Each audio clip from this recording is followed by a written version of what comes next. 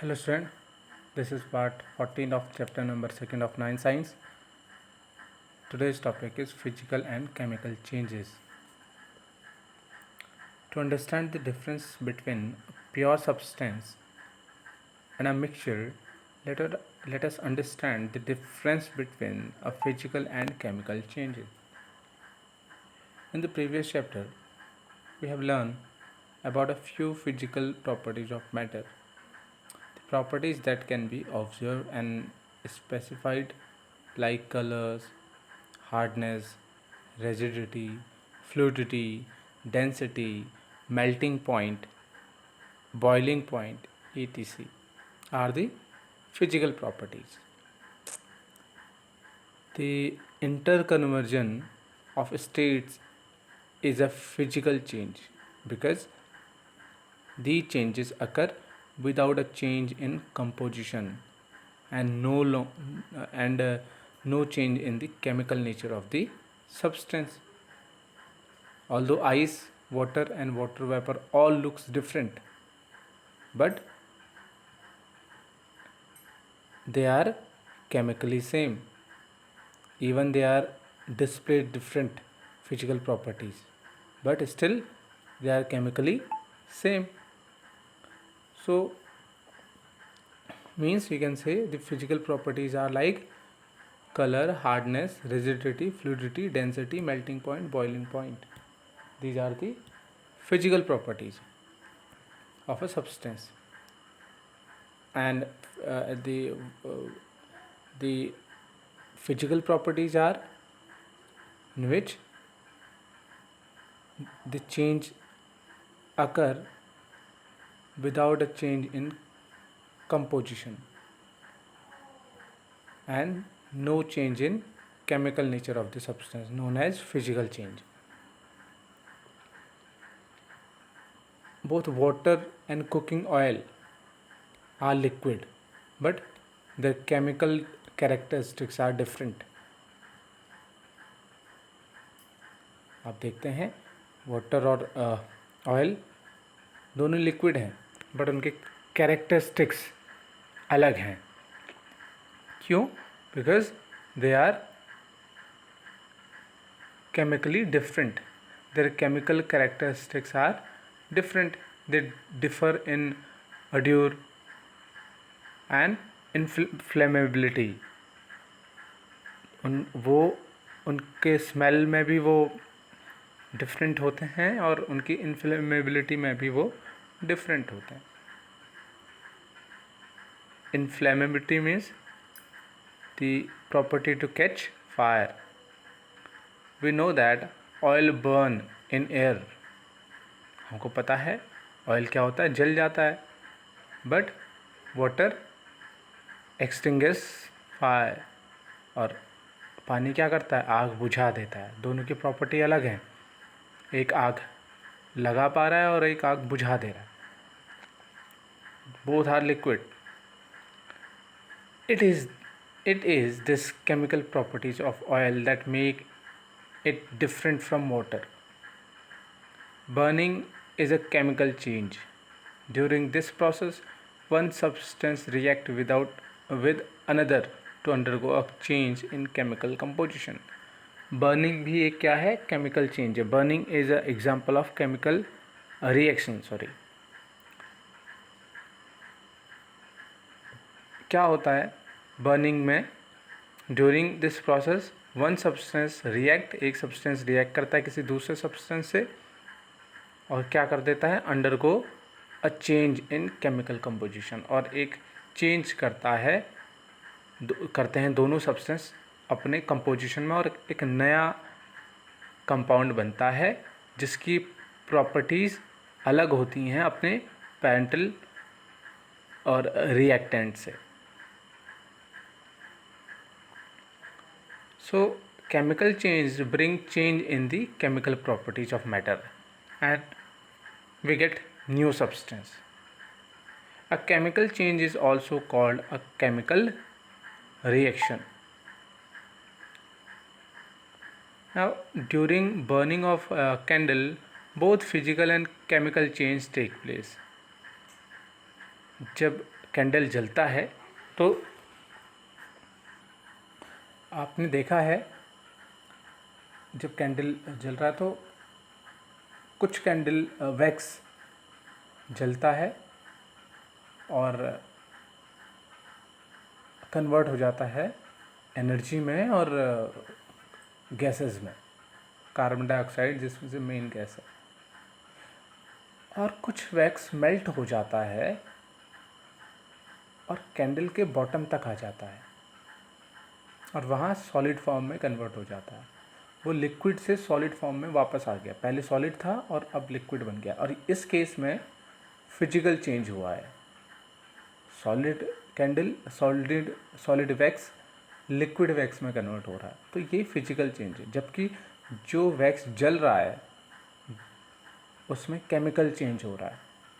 Both changes, physical और chemical changes, take place in burning of candle.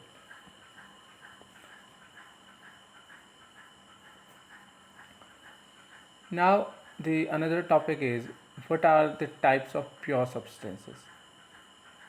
On the basis of chemical composition, substance can be classified either element or components. हमने starting में इस chapter के बात करी थी कि एलिमेंट्स और कंपाउंड्स प्योर सब्सटेंस हैं क्योंकि इनकी यूनिक प्रॉपर्टी होती है। एलिमेंट्स की बात करें तो Robert Boyle was the first scientist to use the term element in 1661.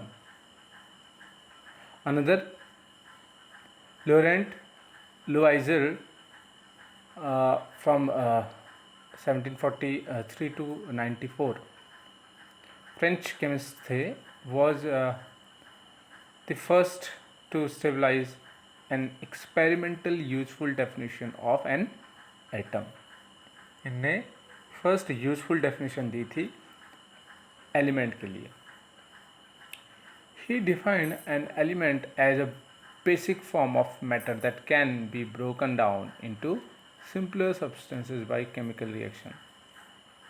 नहीं बताया कि किसी भी अगर हम सब्सटेंस की बात करें तो उसका जो बेसिक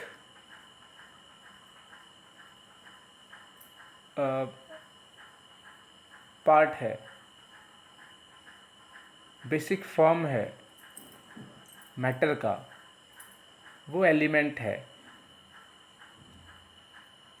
एलिमेंट की अपनी खुद की प्रॉपर्टी होती है. Each and every element have unique property.